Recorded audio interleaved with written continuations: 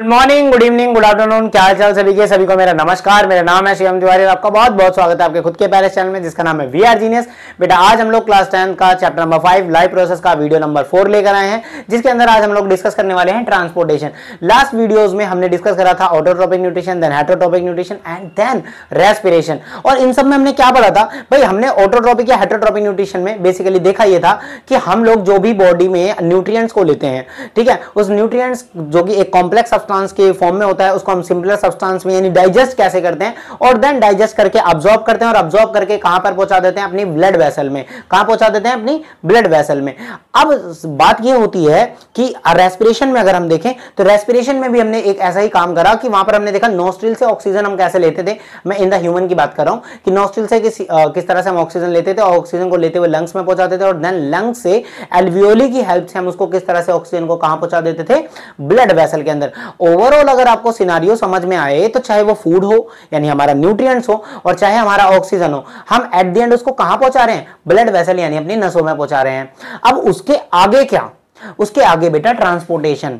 ठीक है, जैसे डर के आगे जीत, वैसे ब्लड वेसल में ऑक्सीजन और फूड पहुंचाने के आगे ट्रांसपोर्टेशन। अब ये ट्रांसपोर्टेशन है क्या, इसको समझते हैं। भाई आपको पता है कि जो अपनी बॉडी होती है, चाहे मल्टी सेलुलर ऑर्गेनिज्म की जो बॉडी होती है, मल्टी सेलुलर क्या वैसे कोई भी लिविंग ऑर्गेनिज्म जो होता है, ठीक है, but basically transportation multi cellular organisms में होता है, तो इसलिए मैं मल्टी सेलुलर ऑर्गेनिज्म की बात करूंगा। तो जो हमारी बॉडीज होती है ना, जो मल्टी सेलुलर ऑर्गेनिज्म की बॉडीज होती है वो किससे बनी होती है? बहुत सारे सेलों से बनी होती है। अरे नाम ही बोल रहा हूं मल्टी सेलुलर। तो ये जो सेल होते हैं, सेल क्या होता है? That is a fundamental structural and basic unit of a life. सबसे छोटी इकाई होती है किसी भी लिविंग ऑर्गेनिज्म की। अब इस छोटी सी इकाई को फंक्शनेबल करने के लिए यानी फंक्शन करने के लिए एनर्जी चाहिए, ऑक्सीजन चाहिए और भी प्रकार की चीजें चाहिए। अब ये जो चीजें होती हैं हमारी बॉडी में बनती कहां है और आती कहां से? ये बातें तो हमने देख ली कि भाई फूड कहां से आता है, कैसे बनता है, देन कैसे किस में कन्वर्ट होता है, ये तो हमने न्यूट्रिशन में पढ़ लिया। और ऑक्सीजन कहां से आता है, किस तरह से कहां पर आता है, ये तो हमने पढ़ लिया। लेकिन अब वो सेल तक पहुंचता कैसे? सेल तक उस ऑक्सीजन को, उस न्यूट्रिएंट्स के पार्ट्स को, ग्लूकोज को किस तरह से एक एक सेल तक पहुंचाया जाता है, ट्रांसपोर्ट कैसे करा जाता है, दैट्स प्रक्रिया यानी that process is called transportation, है ना। तो क्या होता है भाई ट्रांसपोर्टेशन? चाहे ह्यूमन बीइंग की बात करें, चाहे किसी भी मल्टी सेलुलर ऑर्गेनिज्म की बात करें, उसको लगातार सप्लाई चाहिए होती है फूड की, ऑक्सीजन की और भी चीजों की। और इसी प्रक्रिया को हम करते हैं, मतलब उन फूड को सप्लाई करते हैं या ऑक्सीजन को सप्लाई करते हैं अपनी बॉडी के एक एक सेल तक। और इसी प्रक्रिया को, इसी प्रोसेस को ट्रांसपोर्टेशन कहते हैं मेरे बच्चे। और इस फंक्शन को परफॉर्म करने के लिए हमारे पास एक स्पेसिफिक सिस्टम होता है, that system name is circulatory system. भाई ये ट्रांसपोर्टेशन का जो प्रोसेस करा जाता है ये एक सिस्टम द्वारा कराया जाता है। एक पर्टिकुलर एक सिस्टम होता है, एक पूरा एक सिस्टमैटिक वे होता है, एक तरीका होता है, उसमें कई सारी चीजें होती हैं जो आपको हेल्प करती हैं, है ना। और हेल्प करती हैं किस चीज में? सेल तक पहुंचाने में। क्या चीज? फूड और ऑक्सीजन और भी रिक्वायरमेंट वाली चीजें जो आपको आपके सेल को रिक्वायर्ड होती है, ठीक है। तो ट्रांसपोर्टेशन समझ आया। उसके बाद हम बात करेंगे, अच्छा हम बात करेंगे ह्यूमन के अंदर सर्कुलेटरी सिस्टम, मतलब ह्यूमन के सर्कुलेटरी सिस्टम की बात करेंगे, ठीक है, क्योंकि हमारे सिलेबस में ह्यूमन का सर्कुलेटरी सिस्टम है। तो हम बात करेंगे the circulatory system in human being consist of. जो एक ह्यूमन का सर्कुलेटरी सिस्टम होता है उसमें कौन कौन से चीजें लगी होती हैं? तो भाई उसमें एक तो अपने पास हार्ट हो जाता है, ठीक है, हार्ट होता है, आर्टरी, वीन्स और कैपिलरीज यानी हमारी ब्लड वेसल्स होती हैं, और हमारे पास ब्लड और लिम्फ एक सर्कुलेटरी मीडियम होता है। चलो मैं थोड़ा सा आपको समझाता हूं कि भाई देखो यहां पर हार्ट क्या होता है? एक पंपिंग ऑर्गन होता है, आर्टरी वीन्स क्या होती है? ब्लड वेसल्स होती हैं, और ब्लड और लिम्फ क्या होता है? सर्कुलेटरी मीडियम होता है। कहने का मतलब क्या है? इन तीनों को मिलाकर हमारे ह्यूमन का एक क्या तैयार होता है? Circulatory system. अब मैं समझाता हूं होता क्या है। भाई अपने को अपना जो भी था न्यूट्रिएंट्स था, चाहे ऑक्सीजन था, वो कहां पहुंचा दिया था हमने? एट द एंड ब्लड के अंदर पहुंचा दिया था। कहां पहुंचा दिया था मेरे भाई? सो तो नहीं रहा भाई, बायो बोरिंग होती है ऐसा बच्चे कहते हैं, लेकिन हम उसको पूरी तरह से इंटरेस्टिंग बनाने की कोशिश कर रहे हैं। भाई एक तो फोन लेके बैठ जाते हो, ऐसे लेट कर देखते हो तो फिर तो वैसे कुछ नहीं समझ आएगा। उठो बैठो और ऐसे फोन को हाथ में रखो या लैपटॉप है जहां पर भी आप देख रहे हो उसको थोड़ा ऐसे पकड़ के देखो, ठीक है, ऐसे बैठ कर देखो, है ना। और ओवरऑल आप अपनी स्टडी चेयर पे बैठ के देखो कम से कम, है ना। अगर स्टडी चेयर नहीं है तो नॉर्मल चेयर पे बैठो, लेट कर मत देखो तो नींद ही आएगी ना। खैर अब बात करते हैं जो सर्कुलेटरी सिस्टम है ह्यूमन का, उसमें हार्ट होता है, ब्लड वेसल्स होती हैं और सर्कुलेटरी मीडियम होता है। अब मैं इनका थोड़ा बात बताता हूं। भाई देखो हार्ट एक पंपिंग ऑर्गन की तरह काम करता है। कैसे काम करता है? Pumping organ. इसको एग्जांपल से समझते हैं। जैसे आपके पूरे घरों में, आपके घरों में देखते हो कि जो मोटर लगी होती है, मोटर क्या, जिसको टुल्लू बोलते हैं कई लोग, है ना। मोटर का काम क्या होता है? आप पानी खींचना क्या? पानी को प्रेशर से फेंकना। कहां पर? जैसे अगर छत पर टंकी लगी हुई है ना, तो छत पर पानी को प्रेशर से फेंकने का काम कौन करता है? मोटर काम करती है। भाई हमारी पूरी ब्लड को हमारे एक एक सेल तक पहुंचाने के लिए भाई क्या चाहिए, झटका चाहिए, प्रेशर चाहिए। वो प्रेशर कौन क्रिएट करता है, हार्ट करता है। ये एक तरह का पंपिंग ऑर्गन होता है, ये हमारी मोटर है भाई, ये हमारे शरीर की मोटर है, नेचुरल मोटर है भाई, ठीक है। खराब हो जाती तो मिलती नहीं है, बता दे रहा हूं। हाँ तो आगे बात करते हैं। और दूसरी बात, अब भाई जो जैसे तुमने घर में जो पानी को प्रेशर से पहुंचाया, तो उसको पहुंचाने के लिए एक रास्ता तो देना पड़ता है, तो आप पाइपें बिछाते हो। तो वैसे हमारी पूरी बॉडी में ये हार्ट जो है ये पंपिंग ऑर्गन फेंकेगा तो ब्लड को, लेकिन ब्लड को जाने के लिए रास्ता चाहिए। वो रास्ता पाइपों से होकर गुजरता है। उन पाइपों को हम आर्टरी, वीन्स या कैपिलरीज कहते हैं। अब आर्टरी कौन सी पाइप होती है, वीन कौन सी पाइप होती है, कैपिलरी कौन सी होती है, ये बात करेंगे, डिस्कस करेंगे आराम से, है ना। ब्लड वेसल्स, है ना, यानी हमारी नसें, ठीक है। नसों के अंदर से ये पंपिंग ऑर्गन धक्का लगाता है किसको, ब्लड को। अब ब्लड धक्का किसको लगा रहा है, ब्लड को, सही बात है। ब्लड या लिम्फ ये एक तरह का सर्कुलेटरी मीडियम है भाई। किसी भी चीज को अगर आप भाई इसके अंदर न्यूट्रिएंट्स है, ऑक्सीजन है, जो भी चीजें हैं, ठीक है, इसको आप अपने एक एक सेल तक पहुंचाना चाहते हो, ठीक है, तो उसको सेल को पहुंचाने के लिए अपने को एक मीडियम की आवश्यकता होती है ना, जिस मीडियम द्वारा आप पहुंचाएं, तो वो मीडियम हमारा ब्लड होता है। अब एक काम करते हैं, हम पूरा सर्कुलेटरी सिस्टम और ट्रांसपोर्टेशन हम पढ़ें, उससे पहले हम इस सर्कुलेटरी सिस्टम के एक एक पार्ट को अच्छे से समझ लेते हैं कि भाई हार्ट क्या होता है, आर्टरी, वीन्स क्या होती है, ब्लड क्या होता है। तो हम इनके एक एक पार्ट को पहले समझेंगे, देन हम ट्रांसपोर्टेशन पढ़ेंगे, तो इसको आपको थोड़ा ट्रांसपोर्टेशन ज्यादा अच्छे से समझ आएगा, ठीक है। तो सबसे पहले हम बात करते हैं हार्ट की। हार्ट यानी दिल, है ना, दिल की बात करेंगे आज हम, ठीक है, आपके दिल की बात करेंगे, ठीक है। अच्छा, बहुत सारे बच्चे, ये वो वाला दिल नहीं है बेटा जो तुम इमोजी में देखते हो, ये वाला नहीं है, ये है ना जो तुम भेज देते हो, है ना, अपने उस पर्सन को आजकल जो तुम चैटों में भेज देते हो, ये वाला दिल नहीं है। दिल की शेप ऐसे नहीं होती। पहले तो सबसे पहले गाइस यहाँ पर दिल का डायग्राम देखो, कुछ इस तरह से होता है, ना कि इस तरह से होता है ना। दिख रहा होगा तुमको यहाँ पर जो डायग्राम दिल का, ठीक है, इस तरह से हार्ट होता है। अच्छा, तुम्हारा जो दोस्त है जिनको तुम ये दिल भेजते हो, अगर वो बायो के स्टूडेंट है तो चलो उनको तो पता है कि भाई एक्चुअली में दिल ऐसा दिखता है ना। लेकिन अगर वो बायो के स्टूडेंट नहीं है, अगर तुम उनको एक्चुअल दिल भेज दोगे ना, तो वो भाई घबरा जाएंगे, बोलेंगे भाई मुझे तेरे साथ रहना ही नहीं है, भाई तू अलग अलग बात करता है, बड़ा कॉम्प्लेक्स होता है क्या।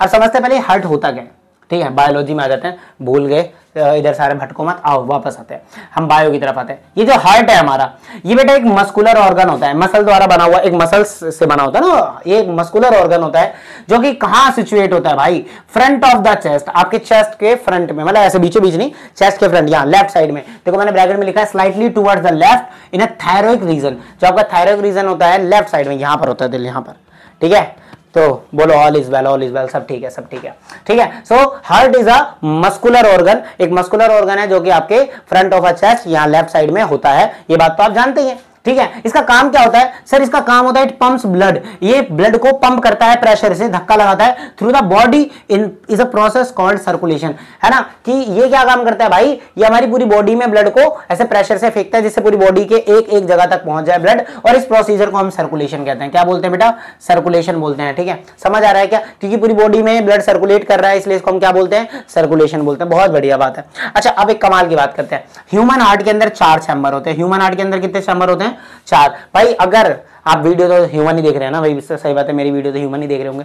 तो आप लोगों के दिल में कितने चैम्बर है, 4 चैम्बर है, 4 डब्बे या 4 जगह है खाली खाली, इसलिए नहीं कि आप उसमें अलग अलग लोगों को बिठा लो। वो 4 चैम्बर अभी किस लिए रिक्वायर्ड होते हैं, इसका क्वेश्चन यहां पर है, अब इसको हम समझेंगे। तो ह्यूमन हार्ट के अंदर 4 चैम्बर होते हैं। जो आपके एम्फीबियंस या रेप्टाइल्स होते हैं, सांप वगैरह जो आपको होते हैं, इनके हार्ट में 3 चैम्बर होते हैं, इनके में 1 चैम्बर कम होता है, ठीक है। और जो फिशेस होती हैं, इनके पास 2 ही चैम्बर होते हैं। इनके पास कितने चैम्बर होते हैं, फिशेस हैज 2 चैम्बर हार्ट, जो मछलियां होती हैं बेचारे, उनके पास 2 ही चैम्बर होते हैं। And the blood is pumped to the gills. देखो इनके पास हार्ट नहीं होता, अरे यार मतलब सॉरी, मैं कह रहा हूं फिशेस हैज 2 चैम्बर हार्ट, कह रहा हूं हार्ट नहीं होता, आई एम सॉरी।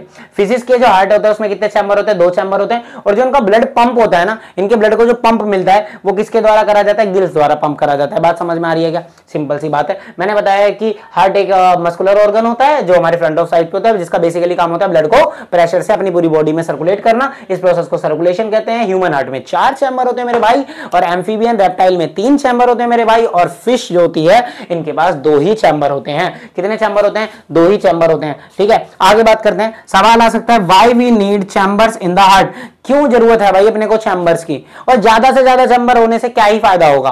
भाई क्यों जरूरत है भाई? आपके हार्ट में 4 चैम्बर है ना, ऐसा जो अपना हार्ट होता है, जो भी जैसे भी अपना ये हार्ट होता है उसके अंदर 4 चैम्बर होते हैं, है ना, 4 चैम्बर, 1 2 3 4, 4 चैम्बर होते हैं, ठीक है। अब इन चैम्बरों के नाम वगैरह हम डिस्कस करेंगे भाई, आराम से करेंगे, ठीक है। अभी आपने डायग्राम देखा है, अभी बात करेंगे, जितना समझा रहा हूं सिर्फ उतने समझेंगे। अभी हम समझेंगे कि भाई हार्ट में चैम्बर की जरूरत क्या है। तो बेटा चैम्बर ज्यादा से ज्यादा, चैम्बर होने से ये होता है कि जो हमारा ऑक्सीजनेटेड ब्लड होता है और जो डीऑक्सीजनेटेड ब्लड होता है, हमारे हार्ट में दोनों तरह के ब्लड आते हैं, हमारे हार्ट में दोनों तरह के ब्लड आते हैं, ऑक्सीजन वाला ब्लड भी आता है और बिना ऑक्सीजन वाला यानी डीऑक्सीजन कार्बन डाइऑक्साइड वाला ब्लड भी आता है, ठीक है। तो दोनों आपस में मिक्स ना हो जाए, दोनों ब्लड आपस में मिक्स ना हो जाए, इसलिए अलग अलग चैम्बर बनाए कि भाई ऑक्सीजन वाले ब्लड तू इस चैम्बर में जाएगा, और भाई तेरे पास ऑक्सीजन नहीं है, तू डीऑक्सीजनेटेड ब्लड है, तू इस वाले चैम्बर में जाएगा। दोनों को अलग अलग चैम्बर में भेजा जाता है, जिससे क्या हो, आपस में मिक्सिंग ना हो, क्या ना हो, मिक्सिंग ना हो। बहुत बढ़िया बात, ठीक है। तो पहला बात तो चैम्बर होने से क्या होता है, ऑक्सीजनेटेड ब्लड और डीऑक्सीजनेटेड ब्लड आपस में मिलता नहीं है, जिसकी वजह से such separation allow the highly efficient supply of oxygen to the body. अब देखो, क्योंकि आपने देखो एक डिसिप्लिन वाइज चैम्बर बटे हुए हैं हमारे पास कि ऑक्सीजन ब्लड यहां पे आ रहा है, डीऑक्सीजन ब्लड यहां पे आ रहा है, तो हमारे पास जब ऑक्सीजन वाला ब्लड या बिना ऑक्सीजन वाला ब्लड अलग अलग चैम्बर्स में आ रहा है, तो इनको भेजना बहुत आसान हो जाता है पूरी बॉडी में, ठीक है।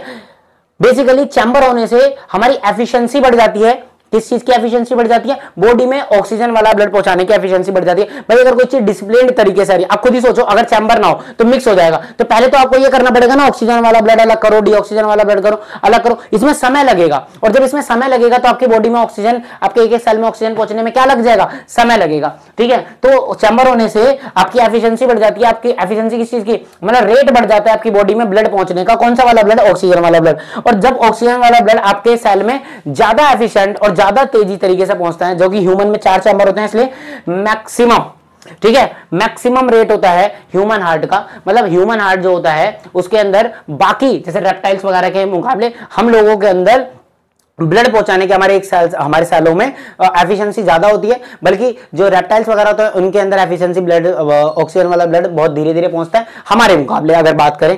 तो इसकी वजह से हमारे पास जब ऑक्सीजन हमारे ब्लड में जल्दी जल्दी पहुंचेगा तो फिर क्या होगा, हमारा रेस्पिरेशन जल्दी जल्दी होगा, और रेस्पिरेशन जल्दी जल्दी होगा तो हमारी एनर्जी ज्यादा बनेगी, और एनर्जी ज्यादा बनेगी तो यार तुमको तो पता है ना, जब एनर्जी ही ज्यादा, एटीपी ज्यादा है ना, यानी एनर्जी करेंसी ज्यादा, तो आपके पास that's more power to perform any activity in your body, है ना। समझ आ रहा है क्या? चलो बहुत बढ़िया बात है। तो इसीलिए बोल रहे हैं कि जब आपकी एफिशिएंसी बढ़ जाती है तो उसी की वजह से रेस्पिरेशन आपका बढ़ जाता है, और then leading the more energy production, तो आपकी बॉडी में मोर एनर्जी प्रोड्यूस होने लग जाती है। समझ आई क्या? समझ में आई क्या? क्या आपको ये दिल की बात समझ में आई, है ना? ये मेरे दिल की नहीं, ये आपके दिल की नहीं, ये करोड़ों, हजारों, लाखों, अरबों, खरबों ह्यूमंस के दिल की बात है। सबका दिल ऐसे ही काम करता है, ठीक है। जो कि आप किसी को फटाफट से दे देते हो, ये वो वाला दिल नहीं है जो इमोजी की तरह भेज देते हो। ये दिल आप दे नहीं सकते, अगर इसको दे दोगे तो तुम्हारा सिस्टम हैंग हो जाएगा भाई, तुम गए भाई, गए, लपेट जाओगे। समझ रहे हो ना? सो अगर तुमसे कोई पूछे why we need chamber in the heart, तो बता दोगे ना कि ऑक्सीजन डीऑक्सीजन वाला ब्लड आपस में ना मिलता है, ना मिल जाए, इसलिए चैम्बर्स होते हैं, और इसकी वजह से हमारी एफिशिएंसी बढ़ जाती है ब्लड की, और हमारे सेलों तक ज्यादा जल्दी जल्दी ऑक्सीजन पहुंचता है। ज्यादा जल्दी जल्दी ऑक्सीजन पहुंचता है तो रेस्पिरेशन ज्यादा जल्दी जल्दी होता है, और रेस्पिरेशन ज्यादा जल्दी जल्दी होवे तो अपने पास एनर्जी मोर बने, और जब ज्यादा एनर्जी बनेगी तो हम बहुत अच्छे से अपनी एक्टिविटीज को परफॉर्म कर सकते हैं। तो अब हम अगला बात करेंगे ब्लड वेसल्स का। तो अब हम लोग देख लेते हैं भाई, अपना पंपिंग ऑर्गन देख लिया भाई। अपने सर्कुलेटरी सिस्टम में एक तो पंपिंग ऑर्गन होता है, क्या होता है? हार्ट होता है, उसके बारे में समझ लिया। अब भाई उस पंपिंग ऑर्गन, वो जिस रास्ते से धक्का लगाता है ब्लड को, उस रास्ते को ब्लड वेसल यानी हमारी नसें होती हैं। अब ब्लड वेसल अपने पास 3 तरह की होती है, आर्टरी होती है, वीन होती है, कैपिलरी होती है। अब इन ब्लड वेसल के बारे में समझते हैं भाई।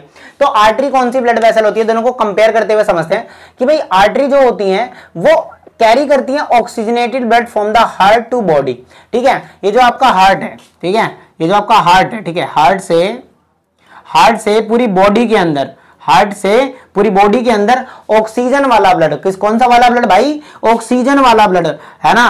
चलो, ऑक्सीजन वाला ब्लड, ठीक है। ऑक्सीजन वाला ब्लड जो होता है हार्ट से बॉडी तक में पहुंचाने का काम कौन सी पाइप के द्वारा करा जाता है? आर्टरी वाले, है ना, इस ब्लड वेसल से करा जाता है। लेकिन इसमें एक बात ध्यान रखना भाई, सारी आर्टरी का काम होता है ऑक्सीजन वाला ब्लड को कहां से कहां पहुंचाना, हार्ट से बॉडी तक पहुंचाना, ठीक है। लेकिन सिवाय सिवाय पुलमनरी आर्टरी, आप पल्मनरी बोल दो या पुलमनरी बोल लो, ठीक है, थोड़ी सी मेरी इंग्लिश आपको पता ही है कैसी है ना। तो except pulmonary artery, pulmonary artery को छोड़कर जितनी भी आर्टरी होती हैं, सिर्फ ये पल्मनरी आर्टरी क्या काम करती है, सबर करो, ठहरो, थोड़ी देर बाद मैं आपको पल्मनरी आर्टरी के बारे में बताऊंगा। ऐसे मैं आपको पल्मनरी वीन के बारे में बताऊंगा, या पुलमनरी वीन बोल लो, ठीक है। तो नॉर्मली आप समझो पल्मनरी आर्टरी या पुलमनरी आर्टरी बोल लो, जो भी, इसको छोड़कर जितनी भी आर्टरी होती हैं, यानी जितनी भी आर्टरी नाम की नसें हैं, आर्टरी वाली नसें, है ना, आर्टरी वाली जो ब्लड वेसल्स हैं, ये इनका काम क्या होता है, हार्ट से बॉडी तक में क्या पहुंचाना, ऑक्सीजन वाला ब्लड पहुंचाना। बल्कि जो वीन्स होती हैं, इनका काम क्या होता है, डीऑक्सीजनेटेड वाला ब्लड, बिना ऑक्सीजन वाला ब्लड, जिसमें अंदर कार्बन डाइऑक्साइड वगैरह हो, ऑक्सीजन ना हो, ऐसा वाला ब्लड कहां से कहां, बॉडी से हार्ट में वापस लेकर आना, बॉडी से कहां पर लेके आना, हार्ट में लेके आना। सारी वीन्स का काम होता है बिना ऑक्सीजन वाला ब्लड, डीऑक्सीजनेटेड ब्लड को बॉडी पार्ट से हार्ट तक ले आने के लिए। लेकिन कौन सी वीन ऐसा काम नहीं करती, ये पल्मनरी वीन ये वाला काम नहीं करती। बाकी सारी वीन्स क्या काम करती है, बॉडी से हार्ट तक क्या लेकर आती हैं, डीऑक्सीजनेटेड ब्लड लेकर आती हैं। बात समझ में आ रही है क्या? क्योंकि आर्टरी भाई हमारे एक एक सेल तक या हमारी बॉडी के हर एक पार्ट तक ऑक्सीजन वाला ब्लड पहुंचाने का काम कर रही है, इसलिए इसको डिस्ट्रीब्यूटिंग वेसल बोलते हैं। इसको बोलते हैं दानवीर वेसल, यानी डिस्ट्रीब्यूट करता है ये। और बल्कि वीन्स को हम कलेक्टिंग वेसल बोलते हैं, कि जहां से सारा डीऑक्सीजनेटेड ब्लड है उसको कलेक्ट कर कहां पर लेकर आता है, हार्ट में लेकर आता है, इसलिए इसको कलेक्टिंग वेसल, इसको डिस्ट्रीब्यूटिंग वेसल बोलते हैं। अब ये जो आर्टरी होती है ना, ये मोटी होती है, थिक होती है, और इसकी जो वॉल्स होती हैं, आर्टरी जो ये पाइप है हमारी आर्टरी वाली, मतलब आर्टरी वाली जो नस है, इसकी पाइप्स या इसकी नसें बोल लो या आर्टरी बोल लो, ये कैसे होती है, थिक होती है इसकी वॉल्स, और इलास्टिक होती है इसकी वॉल्स, ठीक है। इलास्टिक मतलब थोड़ा लचीला, है ना, इलास्टिक मतलब लचीला, और थिक मतलब मोटा। ऐसा क्यों होता है भाई? क्योंकि आप समझो, ये जो हार्ट होता है ना बेटा, ये हार्ट जो उसमें ब्लड भेजता है, वो ब्लड प्रेशर के साथ जाता है। किसके साथ जाता है? प्रेशर के साथ जाता है। अब बेटा प्रेशर के साथ जाएगा, अगर वॉल मोटी नहीं हुई, अगर आर्टरी की वॉल मोटी नहीं हुई, तो आप सोचो प्रेशर से अगर कोई चीज जाएगी तो क्या होगी, नस फट जाएगी, है ना, वो प्रेशर ही नहीं झेल पाएगी, नस फट जाएगी। समझ में आता है क्या बात ये वाली?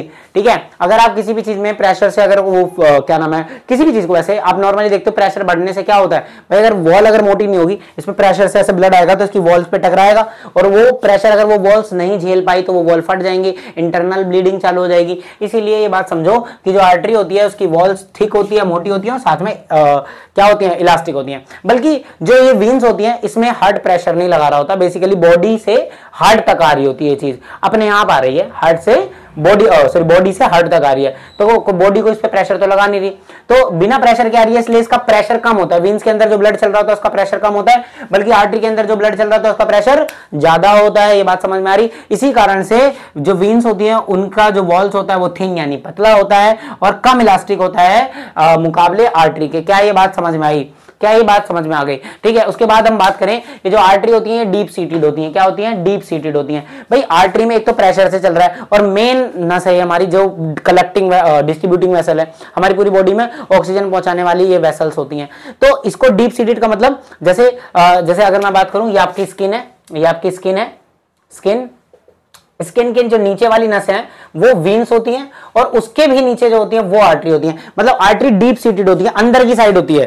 ठीक है। स्किन के पास ये जो नसें दिख रही है, जैसे है ना, जो आपको नसें आपके हाथ पांव वगैरह में नॉर्मली दिखती हैं, वो कौन सी? वो आर्टरी नहीं होती, वो वीन्स होती हैं। क्योंकि स्किन के पास जो हमारी नसें होती हैं वो वीन होती है, वो सुपरफिशियल होती है। सुपरफिशियल मतलब उभरी होती है, ऊपर की तरफ होती है, as compare to artery. But जो आर्टरीज होती हैं वो क्या होती हैं? वो डीप सीटेड होती है, अंदर की साइड होती हैं। ठीक है। यानी अब एक बात समझो, एक कमाल की बात समझाता हूं, एक मजेदार बात समझाता हूं। ये जो आजकल हमारे बच्चे वो क्या कर लेते हैं, कुछ भी उनका अगर सिस्टम हैंग नहीं होता, मतलब उनके मन का नहीं होता, तो क्या कर लेते हैं, नस काट लेते हैं, है ना। तो अब अपने जैसे अपन ने तो बायो पढ़ रखी है, अपन उसको समझाएंगे, भाई जो तूने नस काटी है ना, वो तूने भाई मतलब आर्टरी नहीं काटी, तूने वीन काटी है। और अगर वीन काटी है ना तो तू थोड़ी देर में मरेगा, है ना। अगर थोड़ा सा कुरेद के अंदर माइनस काट दे तो तू आर्टरी काटेगा, मतलब ऐसे बताना, मजाक कर रहा हूँ। ठीक है। तो जल्दी मर जाएगा भाई। आर्टरी अगर कट गई तो देखो, आर्टरी में प्रेशर आ रहा है, और प्रेशर से आ रहा है ब्लड, तो पता लगेगा जहां से कट गई, जहां से अगर ऐसे लीक हो गया तो वहां से ऐसे हार्ड तो प्रेशर लगाया जा रहा है, तो उस नस से फटाफट से बहुत सारा खून एकदम से निकल जाएगा।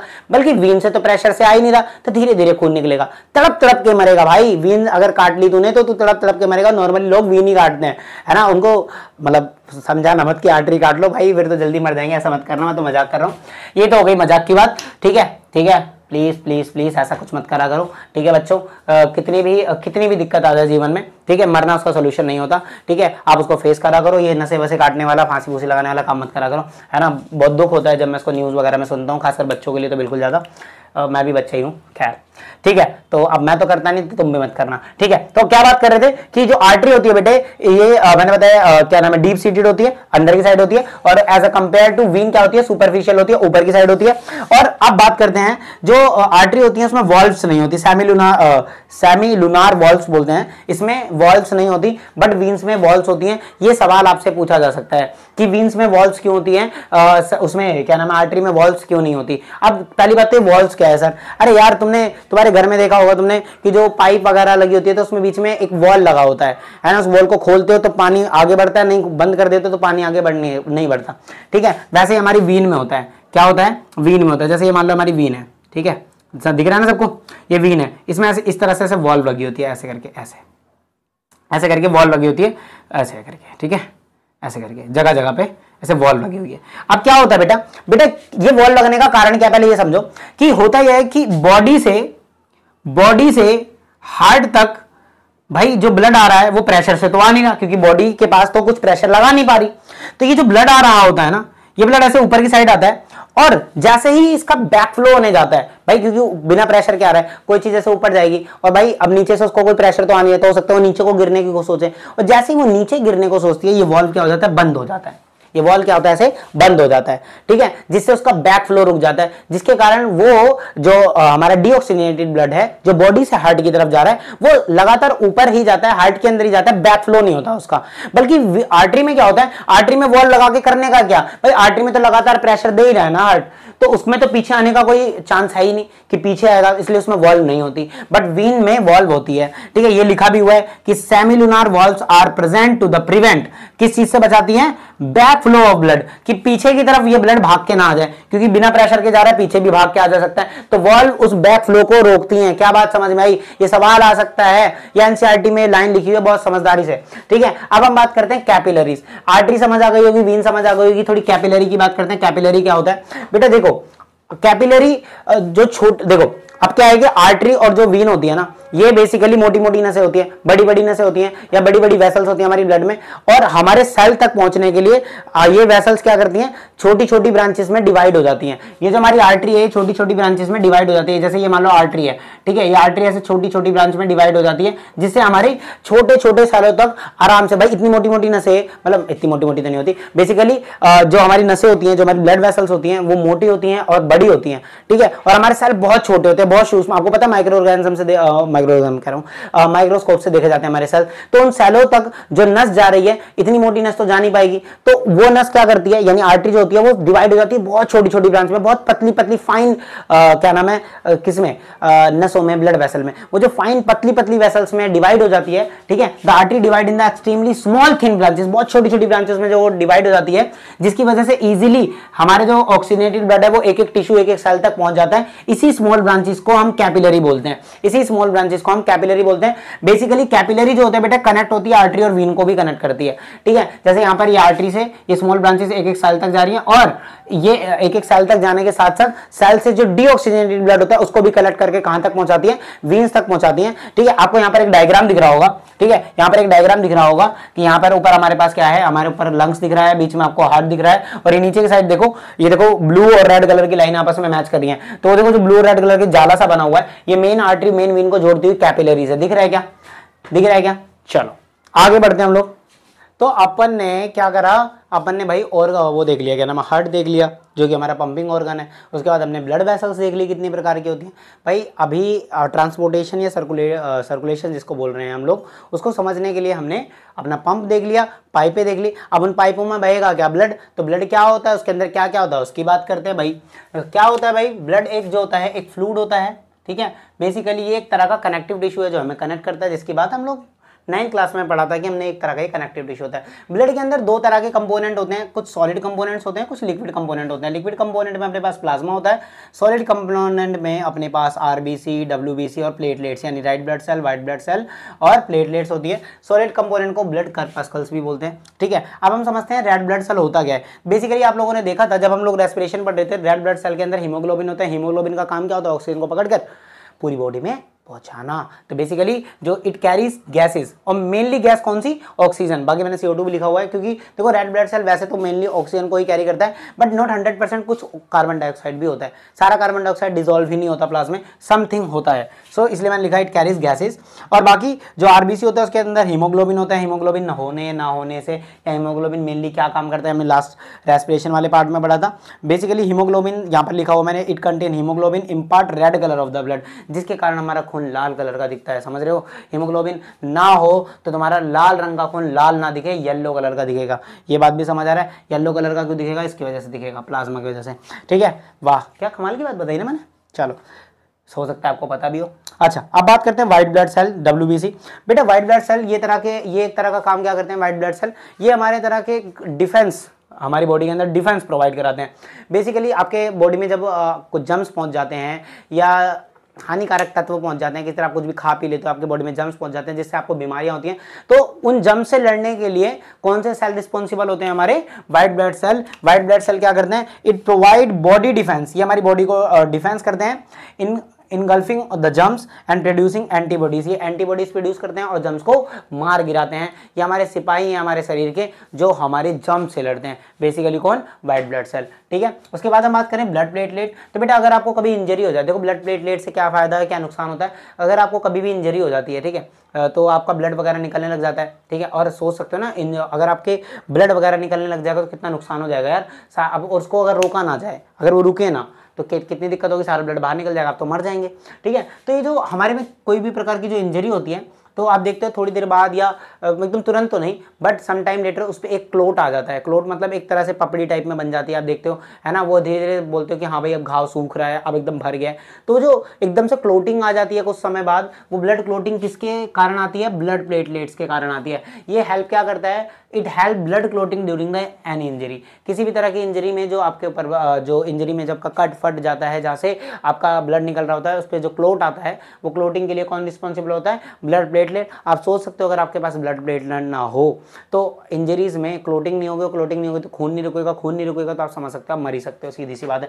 तो ब्लड प्लेटलेट कितनी इंपॉर्टेंट है ये बात जान सकते हो हमारे खुद के लिए। बाकी हम बात करते हैं प्लाज्मा क्या होता है। भाई प्लाज्मा क्या होता है? प्लाज्मा मेनली ना हमारे बॉडी में सारा जो जितना भी ये रेड ब्लड सेल या व्हाइट ब्लड सेल या प्लेटलेट है, भाई इनको पूरी बॉडी में क्या करना पड़ता है? भाई पूरे बॉडी के अंदर डिस्ट्रीब्यूटेड भी तो करना होता है, और डिस्ट्रीब्यूट होने के लिए या चारों तरफ फैल के रहने के लिए इनको मीडियम की रिक्वायरमेंट होती है। तो मेनली प्लाज्मा एक फ्लूइड मीडियम होता है जो कि किसके द्वारा कंसिस्ट करा जाता है? ब्लड द्वारा कंसिस्ट, मतलब ब्लड के अंदर प्लाज्मा होता है जो कि मेनली मीडियम की तरह काम करता है, ब्लड का भी मीडियम। ठीक है, ये एक येलो कलर का होता है। ठीक है, बेसिकली इसमें 90% वाटर, 10% ऑर्गेनिक सब्सटेंस होते हैं और सम इनऑर्गेनिक सब्सटेंसेस भी होते हैं प्लाज्मा के अंदर। समझ आया क्या?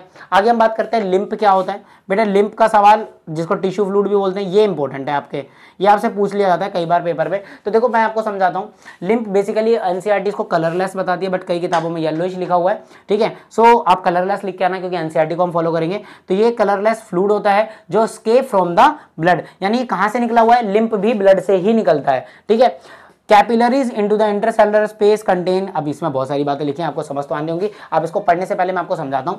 जैसे हमारी ब्लड है, ये हमारी ब्लड वेसल है, ये हमारी है ब्लड वेसल है।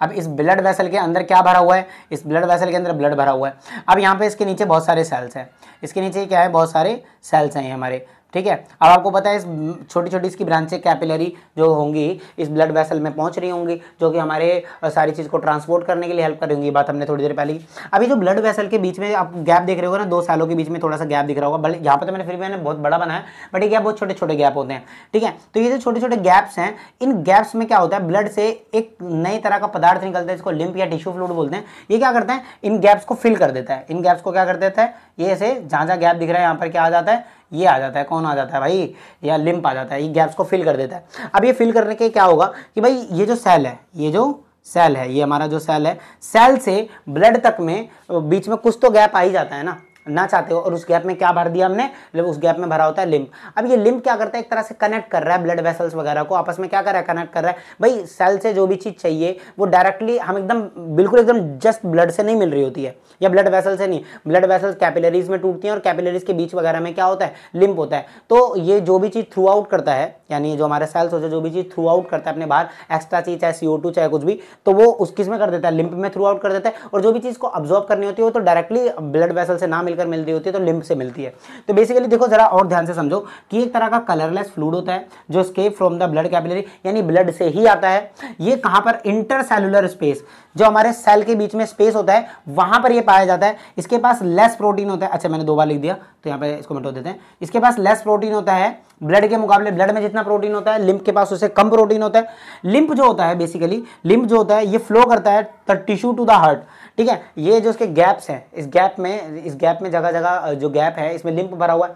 अब ये सारे टिश्यू के अंदर से जो भी चीज है, ये पूरा एक टिश्यू बन जाएगा ना, सेल का पूरा एक सिस्टम एक टिश्यू बन जाता है। अब इस टिश्यू के अंदर जो भी चीज हमारे पास आती है, जैसे ऑक्सीजन, CO2 या जो भी, तो बेसिकली ये ट्रांसपोर्टेशन में हेल्प कर रहा है आपको। किस में हेल्प करता है, ट्रांसपोर्टेशन में। उसके अलावा जर्म्स को मारने में भी हेल्प करता है। एक बार मैं और समझाने की कोशिश करता हूं आपको अच्छे से, कि मैंने बताया जो ब्लड वेसल है, ठीक है, यहाँ पर सेल्स हैं। अब सेल के बीच में कुछ तो गैप है ना भाई, ये जो गैप है, इस गैप में कौन भरा होता है, लिम्फ भरा होता है। इतनी बात तो समझ आ रही है। अब मैं ये कह रहा हूँ ब्लड वेसल डायरेक्ट कनेक्टेड नहीं होती ना सेल से, एकदम डायरेक्ट कनेक्टेड नहीं होती, तो इनके बीच में जो लिम्फ भरा होता है, तो इनके अंदर से जो ये CO2 होता है इसे बाहर निकालना, और ये O2 होता है ये अंदर लेना, ये किसके द्वारा कर रहे होते हैं, इस गैप के फिलिंग लिम्फ द्वारा कर रहे होते हैं बेसिकली। और ये जो लिम्फ होता है, ठीक है, ये लिम्फ किससे कनेक्टेड होता है, कहीं ना कहीं ब्लड वेसल से भी कनेक्टेड होता है। तो बेसिकली ब्लड वेसल्स, हार्ट और टिश्यूज के सेल के जो गैप्स है, इनको इंटरकनेक्शन कौन दे रहा है, लिम्फ दे रहा है, ठीक है। जब अगर आप डायरेक्टली कनेक्ट नहीं हो पा रहे तो उन गैप्स में फिलअप में कौन होता है, लिम्फ होता है, जो कि आपस में इन सबको क्या कर रहा है, इंटरकनेक्टेड कर रहा है, जो कि कहीं ना कहीं आपको ऑक्सीजन, CO2 ही नहीं, न्यूट्रिएंट्स को भी आपस में क्या करता है, शेयर करने में या ट्रांसपोर्ट करने में हेल्प करता है। उसके अलावा जर्म्स को मारने में भी हेल्प करता है। समझ पा रहे होगे आशा करता हूं मैं ये वाली बात, कि भाई जो ये कैपिलरीज होती हैं ये डायरेक्ट यहाँ पे पहुंच रही हैं, तो एकदम डायरेक्ट नहीं पहुंच रही होती हैं, ये लिम्फ में पहुंच रही होती है, लिम्फ में अपना ऑक्सीजन वगैरह देती हैं, और लिम्फ से ही ये खींच लेता है by the osmosis process, by the diffusion process. आ रही है बात समझ में, डिफ्यूजन प्रोसेस या ऑस्मोसिस प्रोसेस द्वारा ये क्या कर लेता है, अपनी चीजों को, पानी या अदर चीजों को ये अंदर बाहर ले लेता है ना। किससे लेता है, लिम्फ से। और लिम्फ डायरेक्टली कनेक्टेड होता है किससे, सेल से, और डायरेक्टली कनेक्टेड होता है ब्लड वेसल से, क्योंकि ब्लड वेसल डायरेक्टली कनेक्ट नहीं होती किससे, सेल से। क्या ये बात समझ पा रहे हैं आप लोग, ठीक है। सो आशा करते हैं हम लोगों ने अभी क्या क्या कर लिया, हम लोगों ने समझ लिया भाई अपना पंपिंग ऑर्गन यानी हार्ट, हमने समझ लिया वो नसें यानी ब्लड वेसल्स हमारी, उनका काम क्या होता है, हमने समझ लिया ब्लड जो कि एक तरह का मीडियम की तरह काम करेगा। अब हम ह्यूमन बॉडी के अंदर ट्रांसपोर्टेशन पढ़ने के काबिल बन चुके हैं, समझने के लायक बन चुके हैं। सो उसको पढ़ते हैं जल्दी से। तो बेटा चलो अब हम लोग सर्कुलेशन की तरफ बढ़ते हैं, क्योंकि अपन ने सर्कुलेशन के 3 पार्ट होते हैं। मैंने बताया ह्यूमन सर्कुलेशन के अंदर अपने पास 3 पार्ट, तो वो तीनों पार्ट तुमने समझ लिए कि भाई प्रेशर कौन लगाने वाला है, ब्लड चलने किस में से है, किस नसों द्वारा चलता है, कौन सी होती हैं, आर्टरी, वीन्स वगैरह, वो सारी हमने डिस्कस कर ली। और देन हमने ये समझा कि मीडियम अपना कौन सा, जो कि ब्लड है, और ब्लड के अंदर क्या क्या होता है। अब अपने पास सारा सिस्टम है, तो अब ये पूरा मैंने एक सिस्टमैटिक डायग्राम बनाया हुआ है कि किस तरह से ये पूरा हमारा सर्कुलेटरी सिस्टम है, ठीक है। यहाँ पर ओरिजिनल वाला भी दिख रहा होगा साइड में आपको, ठीक है। तो इसमें किस तरह से ब्लड आता है, कहाँ जाता है, देन कहाँ जाता है, ये सारी बातें करेंगे। और यहाँ पे मैं आपको हार्ट का डायग्राम भी इसी में ही समझाऊंगा, यहीं पर ही सारी बातें करेंगे, ठीक है। तो सबसे पहले मैं आपको बताऊं नॉर्मली कि आपने देखा था लंग्स से, एल्वियोली से जब हमने क्या नाम है ऑक्सीजन वाला ब्लड लिया था, वो कहाँ पर चला गया था, ब्लड वेसल में। तो जो एल्वियोली से यानी ओवरऑल हम सीधी बात करते हैं कि लंग्स से जो ऑक्सीजन वाला ब्लड होता है वो निकल कर कहाँ पर आता है, लेफ्ट आर्ट्रियम में आता है। मैंने बताया हार्ट के 4 चैम्बर होते हैं, यहाँ पर आपको हार्ट का डायग्राम दिख रहा होगा। लेफ्ट के 4 चैम्बर होते हैं, left atrium, left ventricle, right atrium और राइट वेंट्रिकल। जैसे कि उसमें दिख भी रहा होगा कि लेफ्ट आर्ट्रियम का है, देन लेफ्ट वेंट्रिकल, और इधर राइट आर्ट्रियम और राइट वेंट्रिकल, ठीक है। तो लंग्स से ऑक्सीजन वाला ब्लड, ऑक्सीजनेटेड ब्लड कहां पर आता है हमारे पास आता है लेफ्ट आर्ट्रियम में आता है। कहां पर आता है, लेफ्ट आर्ट्रियम में आता है। और जिस नस से यानी जिस वेसल से वो आता है, उस वेसल का स्पेसिफिक नेम है, क्या नाम है उस वेसल का, एक अलग सा नाम है क्या नाम है उस वेसल का? वेसल का नाम है पल्मोनरी वीन। मैंने आपको बताया था नॉर्मली वीन जो होती है कलेक्टिंग वेसल होती है, ये डीऑक्सीजनेटेड ब्लड को लेकर घूमती है, लेकिन यहाँ पर देखो पल्मोनरी वीन ऑक्सीजनेटेड ब्लड को लेकर घूम रही है, इसलिए ये एक्सेप्टेड लिखा था मैंने कि एक्सेप्ट इसके। तो बेसिकली लंग से पल्मोनरी वीन क्या करती है, ऑक्सीजन वाला ब्लड को यहाँ पर लेकर आती है लेफ्ट आर्ट्रियम में, और लेफ्ट आर्ट्रियम से जो ब्लड है वो कहाँ पर चला जाता है, लेफ्ट वेंट्रिकल में जाता है, और फिर लेफ्ट वेंट्रिकल से होते हुए मेन आर्टरी आप देखो यहाँ पर हार्ट का डायग्राम दिख रहा होगा, ठीक है। बेसिकली बेटा मेन आर्टरी जो सबसे बड़ी वाली आर्टरी होती है, जहां पे बेसिकली जो ब्लड है, जहां पे हार्ट जिस नस में या जिस ब्लड वेसल में मेनली वो ब्लड को फेंकता है या प्रेशराइज करता है, उस मेन आर्टरी को हम बोलते हैं एरोटा या मेन आर्टरी बोलते हैं, ठीक है। आर्टरी को मेन आर्टरी या एरोटा बोलते हैं, और इसी आर्टरी से ऐसे छोटी छोटी blood vessels, distributed blood vessels पूरे बॉडी में डिस्ट्रीब्यूट हो रही होती हैं, ये नॉर्मल आर्टरी होती हैं। मेन आर्टरी को एरोटा बोलते हैं, ठीक है। वैसे मेन वीन को वेना कावा बोलते हैं। क्या बोलते हैं? Vena cava. बल्ले बल्ले ते Shava Shava, that is a vena cava. क्या बात है, ठीक है। सो लेफ्ट वेंट्रिकल से देखो हुआ क्या, लंग्स ने ऑक्सीजन वाला ब्लड दिया, वो ऑक्सीजन वाला ब्लड पल्मोनरी वीन से होता हुआ लेफ्ट आर्टरियम में आ गया, हार्ट के लेफ्ट आर्टरियम वाले चैम्बर में आया। अब ये ऑक्सीजन वाला ब्लड लेफ्ट वेंट्रिकल में चला गया, और लेफ्ट वेंट्रिकल से अब ये ऑक्सीजन वाला ब्लड हमारे पूरी बॉडी ऑर्गन में फैल गया। समझ में आया क्या?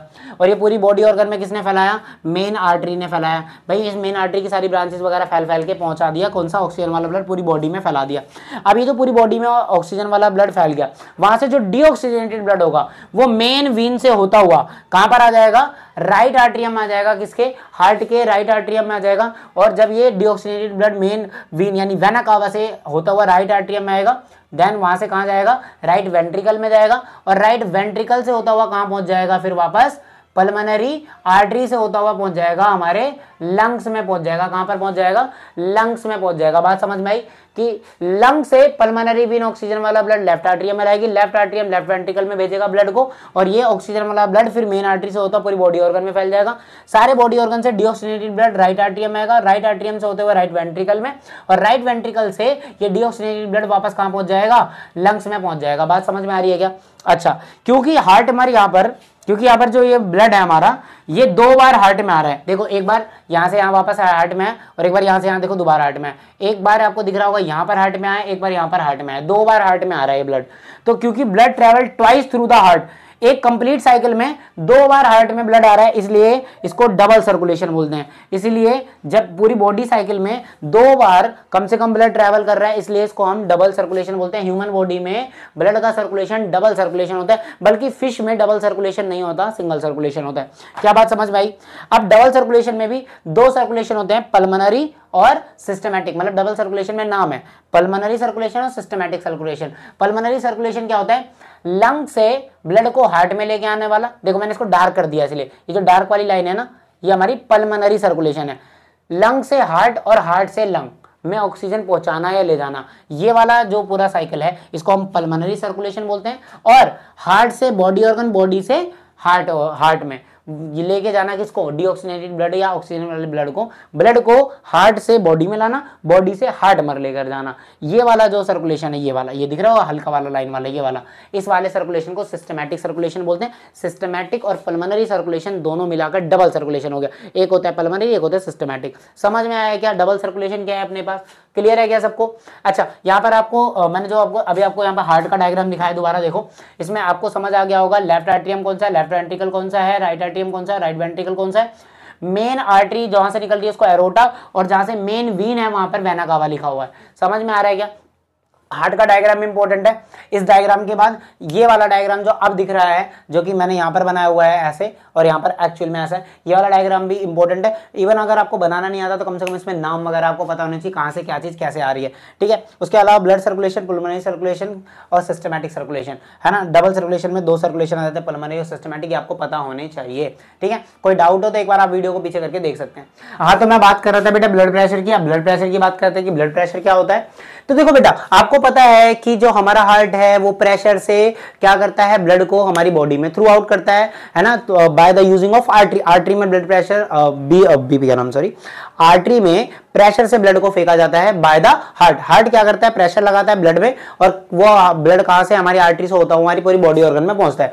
तो वही जो फोर्स हमारा हार्ट लगा रहा है, किस पे? ब्लड पे लगा रहा है, और उसकी वजह से ब्लड, देखो हमारा हार्ट है, हमारा हार्ट आर्टरीज में ऐसे ब्लड पे प्रेशर लगाता है। तो ये जो ब्लड होता है ये इसकी वॉल्स पे प्रेशर लगाएंगी, आर्टरी की वॉल्स पे प्रेशर लगाएंगी, और यही जो इसकी वॉल्स पे प्रेशर लग रहा होता है, ठीक है, इसी को हम ब्लड प्रेशर बोलते हैं। दोबारा समझो, हार्ट हमारी बॉडी में प्रेशर से ब्लड को थ्रू आउट करता है हमारी पूरी बॉडी में, है ना, और आर्टरी से होके जाती है। तो जो आर्टरी है, आर्टरी की जो वॉल्स पे एक प्रेशर एग्जर्ट होगा, जो क्या लगाएगा, ब्लड जो है, जो ब्लड जब उसमें से मूव करेगा तो ब्लड क्या करेगा, आर्टरीज की वॉल्स पे प्रेशर एग्जर्ट करेगा, और वही जो प्रेशर एग्जर्ट करेगा, जो उसकी वॉल्स को एक्सपीरियंस हो रहा होगा, फोर्स प्रेशर, किसकी वजह से, ब्लड की वजह से, वही हमारा क्या होता है, ब्लड प्रेशर, उसी को हम बोलते हैं बीपी। ठीक है, आगे बात करते हैं। आपको पता है कि वीन्स के अंदर प्रेशर कम होता है, आर्टरीज के अंदर प्रेशर ज्यादा होता है। इसका कारण मैंने अभी थोड़ी देर पहले बताया था, क्योंकि आर्टरीज, भाई आर्टरी को पीछे से प्रेशर आ रहा होता है by the heart, but vein में कोई प्रेशर नहीं आ रहा होता, बॉडी ऑर्गन कोई प्रेशर नहीं लगाती, इसलिए आर्टरी में प्रेशर ज्यादा होता है, वीन्स में कम होता है। उसके बाद जब बेटा आपकी आर्टरी, जो आपकी आर्टरी है, भाई हमारी नसों का काम क्या होता है, वैसे कॉन्ट्रैक्ट करती है देन रिलैक्स करती है, जिसकी वजह से ऐसे क्या नाम है हमारा, जैसे हम निगलते हैं, जैसे ऑस्फोगस ऐसे कॉन्ट्रैक्ट करता है देन रिलैक्स करता है, तो हमारा मूवमेंट चलता है ना किसका, न्यूट्रिएंट्स का, जब हम खाना खाते हैं। सेम ब्लड भी ऐसे कॉन्ट्रैक्ट करता है देन रिलैक्स करता है, कॉन्ट्रैक्ट करता है देन रिलैक्स करता है। इससे क्या होता है, हमारा ब्लड मूव करता है। तो जब वो कॉन्ट्रैक्ट करता है ना बेटा, जब हमारा जो आर्टरी है वो कॉन्ट्रैक्ट करता है, तो उस समय जो उस पर प्रेशर आता है उसको बोलते हैं सिस्टोलिक प्रेशर। क्या बोलते हैं उसको, सिस्टोलिक प्रेशर। जब हमारी आर्टरी कॉन्ट्रैक्ट करती है, सिकुड़ती है, तो उस समय उस पर जो प्रेशर बनता है वो सिस्टोलिक प्रेशर होता है, और जब हमारी आर्टरी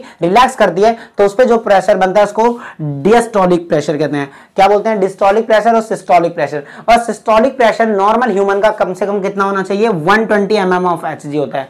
किसी नॉर्मल ह्यूमन बीइंग का systolic pressure 120 mm of Hg होता है, और किसी नॉर्मल ह्यूमन का diastolic pressure 80 mm of Hg होता है। तो आपने देखा होगा कि जब 80 से कम हो जाता है या 120 से ज्यादा या 80 से ज्यादा, तो बोलते हैं कि भाई आपका, वो बोलते हैं ना, प्रेशर आपका बढ़ गया है। तो यही चीज क्या होती है, जब आपका सिस्टोलिक या डिस्टोलिक प्रेशर बढ़ जाता है, घट जाता है, तो आपको बोलते हैं भाई बीपी हाई हो गया, बीपी लो हो गया, आपको बीपी की प्रॉब्लम हो गई, यानी ब्लड प्रेशर हाई या लो हो गया।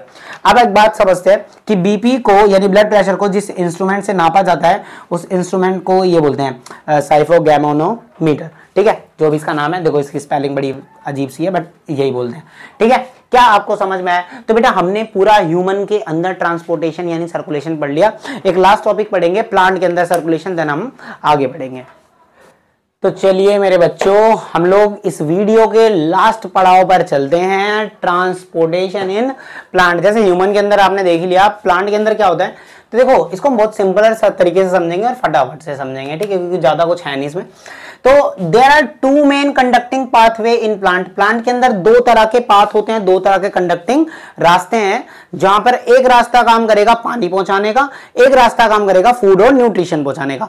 ठीक है, प्लांट के अंदर ट्रांसपोर्टेशन दो रास्तों से होता है, बेसिकली दो टिश्यू करते हैं। उन दोनों टिश्यू का नाम है, एक का नाम है जाइलम, एक का नाम है फ्लोएम। जो जाइलम होता है ये ट्रांसपोर्ट करता है वाटर को, और जो बाकी न्यूट्रिएंट्स या फूड है उसको ट्रांसपोर्ट करने का काम है फ्लोएम टिश्यू का। ठीक है, बेसिकली ये वेसल्स होते हैं, इनको टिश्यू भी बोल सकते हैं आप। ठीक है, ऐसे वेसल्स की टाइप में होते हैं फ्लोएम। ठीक है, इनके अंदर कई पार्ट्स होते हैं, बट वो पार्ट्स हमारे सिलेबस में नहीं है। ठीक है, तो मतलब इतना ज्यादा डीप नहीं है ये, सिंपल सी बात है। तो ट्रांसपोर्टेशन इन प्लांट के अंदर मैंने बताया दो मेन कंडक्टिंग पाथ है, एक है जाइलम, एक है फ्लोएम। जाइलम का काम है वाटर ट्रांसपोर्ट करने का, फ्लोएम का काम है फूड ट्रांसपोर्ट करने का। जैसा कि लिखा हुआ है कि carries water and minerals. Xylem carry करता है वाटर और मिनरल्स को, कहां से, रूट से कैरी करता है, और पूरे प्लांट में क्या करता है, पहुंचाता है। कौन, जाइलम। ये यूनिडायरेक्शनल होता है, इसमें कोई एनर्जी का यूज नहीं होता। चलो मैं आपको समझाता हूं। जैसे कि अपने पास ये प्लांट है, ठीक है, ये अपने पास प्लांट है, ये इसकी जड़ें हो गई, ठीक है, थोड़ा सा खराब बन रहा है बट कोई बात नहीं। ये अपना प्लांट है, और यहाँ पे ये अपना प्लांट है, इसमें मान लो से और भी पत्ती लगी हुई है, ऐसे मैंने दो पत्ती दिखा दी। तो इसमें जड़ों से ऐसे वाटर ये अब्जॉर्ब करता है, और ये अब्जॉर्ब करता हुआ सिर्फ सिंगल डायरेक्शन, ऐसे अपवर्ड डायरेक्शन में जाता है, हर तरफ ऐसे अपवर्ड डायरेक्शन में जाता है, क्योंकि नीचे से खींच के ऊपर की तरफ जा रहा है, नीचे नहीं आता, यूनिडायरेक्शनल है। एक बस फ्लोएम, जाइलम का डायरेक्शन क्या होता है, यूनिडायरेक्शन, एक ही डायरेक्शन में, वो भी होता है अपवर्ड डायरेक्शन। ठीक है, बट जो फ्लोएम होता है, इसका खाना कहाँ बनता है आपको पता है, लीफ हमारी फूड फैक्ट्री होती है, तो पत्ती पे फोटोसिंथेसिस होता है, यहाँ पर बनता है खाना। ये यहाँ पर बनता है हमारे पास खाना, और खाना ऊपर भी जाना चाहिए नीचे भी जाना चाहिए, हर जगह पहुंचाना है। तो फ्लोएम जो होता है वो बाय डायरेक्शनल होता है। बेसिकली फ्लोएम क्या होता है, ये कैरी करता है प्रोडक्ट्स को जो फोटोसिंथेसिस से बनते हैं। फोटोसिंथेसिस प्रोसेस होने के बाद जो प्रोडक्ट्स बनते हैं उसको फ्लोएम कैरी करके पूरे के पूरे प्लांट में हर तरफ पहुंचा देता है। ये बाय डायरेक्शनल होता है और इसमें एनर्जी यूज होती है in the form of ATP, but इसमें कोई एनर्जी का यूज नहीं होता। क्या जाइलम और फ्लोएम में बात समझ में आई क्या? Xylem unidirectional, phloem bidirectional. Xylem water mineral का ट्रांसपोर्ट करता है, फ्लोएम जो है फोटोसिंथेसिस से जो बन जाता है प्रोडक्ट उनका ट्रांसपोर्ट करता है। क्या इतनी बात समझ में आई? अच्छा मैं आपको एक बात बताऊं, अब ट्रांसपिरेशन क्या होता है। ट्रांसपिरेशन क्या होता है, अपने प्लांट के अंदर से जो प्लांट्स होते हैं, प्लांट्स क्या करता है, पानी को वेपर की फॉर्म में, पानी को क्या करता है वेपर की फॉर्म में ऐसे निकाल देता है ना, अपने ऊपर से क्या करता है पानी को वेपर की फॉर्म में कन्वर्ट कर करके ऐसे बाहर निकाल देता है। यानी पानी को वेपर की फॉर्म में कन्वर्ट करके बाहर निकालने के प्रोसेस को ही हम क्या बोलते हैं, transpiration. It is the process of loss of water, पानी का लॉस होना as a form of vapour from a aerial part of the plant. अपने प्लांट से क्या होता है, एरियल पार्ट से क्या नाम है, हमारा जो वाटर है वो वेपर बनकर बाहर निकल जाता है। इसी प्रोसेस को ट्रांसपिरेशन कहते हैं। ट्रांसपिरेशन आपका दो फंक्शन में हेल्प करता है। एक तो बेटा ये टेम्परेचर रेगुलेट करने के काम आता है कि भाई टेम्परेचर मेंटेन रहेगा, भाई पानी जा रहा है आ रहा है, इससे हमारे जो प्लांट का टेम्परेचर है वो रेगुलेट रहेगा, मेंटेन रहेगा। दूसरा बेटा ये जाइलम के फ्लो को क्या करता है, हेल्प करता है, यानी ऑस्मोटिक प्रेशर के पुल को हेल्प करता है। अब इसको समझते हैं थोड़ा अच्छे से, इस वाले पार्ट को समझते हैं क्योंकि ये थोड़ा सा इंपॉर्टेंट है, तो इसको समझते हैं। इसको मैं थोड़ा सा रब कर देता हूँ, ठीक है। अब जरा देखो होता क्या है, जैसे हमारा पौधा है, ठीक है, इसमें फूल बना लेते हैं अपना पौधे में, ठीक है, हमारा पौधा है और ये हमारे पास इसकी ये लीव्स हैं, ठीक है, और ये हमारे पास इसकी जड़ें हैं कुछ इस तरह से, ठीक है, ऐसे। अब होता क्या है बेटा, ये रूट से होता यह है कि ये वाटर को ऐसे एक्सेप्ट करता है, मतलब अब्जॉर्ब करता है। अब ये वाटर का जो पार्ट है ये जाइलम के थ्रू ऐसे यूनिडायरेक्शन में मूव करता है, ऊपर की साइड जाता है। अब बेटे ये ऊपर की साइड मूव कैसे करेगा, यहां से क्या कोई प्रेशर लगा रहा है, नहीं लगा रहा। यहाँ कोई क्या पंपिंग ऑर्गन लगा रखा है, नहीं लगा रखा है। तो ये ऊपर मूव कैसे कर रहा है, तो होता ही है जरा समझो, यहाँ पर जैसे मान लो ये सपोज ये जो पार्ट यहाँ पर मान से गैप मान लेते हैं यहाँ पर वाटर के पार्टिकल्स पहले से भरे हुए हैं, यहाँ पर पहले से वाटर के पार्टिकल्स भरे हुए हैं, ठीक है, मान लेते हैं यहाँ पर, ऐसा मानिए, समझिए उसको। तो जब यहाँ पर जब ये जो नीचे वाला पानी है जब ये आ रहा होता है, ये जो वाटर आ रहा होता है, तो जब ट्रांसपिरेशन प्रोसेस होता है, ठीक है, जैसे दो जगह समझते हैं, यहाँ पर ऐसे समझते हैं, यहाँ समझते हैं। मान लो जो पानी आ रहा है, यहाँ पर पहले पानी भरा हुआ है, ये पानी निकल गया by the transpiration process, vapour बनके निकल गया। अब यहाँ पर एक खाली जगह बन गई, एक वैकेंट जगह बन गई, क्या बन गई, वैकेंट जगह बन गई, खाली जगह बन गई। और यहाँ पर पानी अभी भी भरा हुआ है, इसके पीछे पानी अभी भी भरा हुआ है। तो ये पानी क्या करेगा, अपनी हायर कंसंट्रेशन से लोअर कंसंट्रेशन में जाएगा, तो ये पानी ऐसे आगे बढ़ेगा। तो जब ये पानी ऐसे आगे बढ़ेगा तो यहाँ आ जाएगा। अब ये वैकेंट हो गया, तो इसके पीछे वाला जो है यहाँ पर पानी था, ये भी ऐसे आगे बढ़ जाएगा, तो ये वैकेंट हो जाएगा।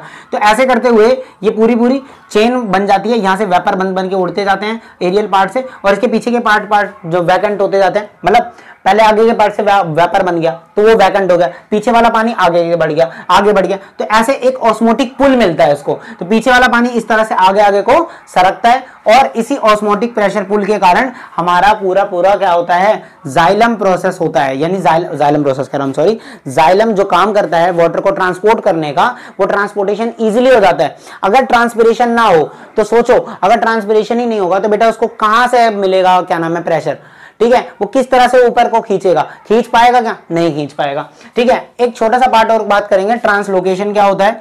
ट्रांसलोकेशन क्या होता है बेटा, ट्रांसपोर्टेशन ऑफ फूड, जो फूड होता है लीफ पे बनता है, और जो इसका ट्रांसपोर्ट होता है, लीफ के ऊपर खाना बनता है, और लीफ के ऊपर जो खाना बनता है इसी के ट्रांसपोर्ट को ट्रांसलोकेशन कहते हैं।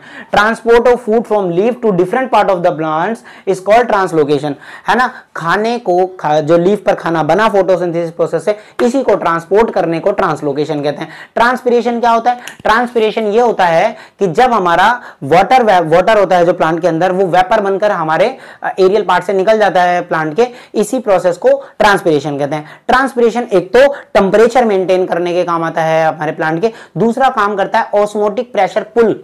ये क्या मतलब है कि भाई ये मैंने जैसे कि बताया कि अभी दोबारा बता देता हूं मैं एक बार और कि ये पानी को ऊपर चढ़ना है। अब नीचे से कोई प्रेशर तो लगा नहीं रहा, तो ऊपर चढ़ने के लिए एक तरह का सिनेरियो क्रिएट होता है। सिनेरियो इस तरह से क्रिएट होता है, जैसे मान लो यहां पर मैं दोबारा बता दूं, यहां जैसे पानी का यहां पहले पानी भरा हुआ है और यहां भी पानी भरा हुआ है, ऐसे ऐसे भरा हुआ है। अभी नया पानी आ रहा है तो ये क्या करेगा, मान लो ये वाला पानी निकल गया, यहां से वेपर बन के उड़ गया ट्रांसपिरेशन, अभी हो गई खाली जगह, तो ये वाला जो पानी है ये वाला आगे बढ़ जाएगा क्योंकि अपनी हायर कंसंट्रेशन से लोअर कंसंट्रेशन में जाएगा। फिर ये वैकेंट हो गया, ये वैकेंट हो गया तो ये वाला इसमें चला जाएगा, फिर ये वैकेंट हो जाएगा, ये वाला। इस तरह से करते करते पूरा प्लांट का जो प्लांट के अंदर जो वाटर का जो ट्रांसपोर्टेशन है वो इजिली हो पाता है अपवर्ड की डायरेक्शन में। तो इसलिए ट्रांसपिरेशन बहुत ज्यादा इंपॉर्टेंट हो जाता है। ये बात समझ में आई क्या?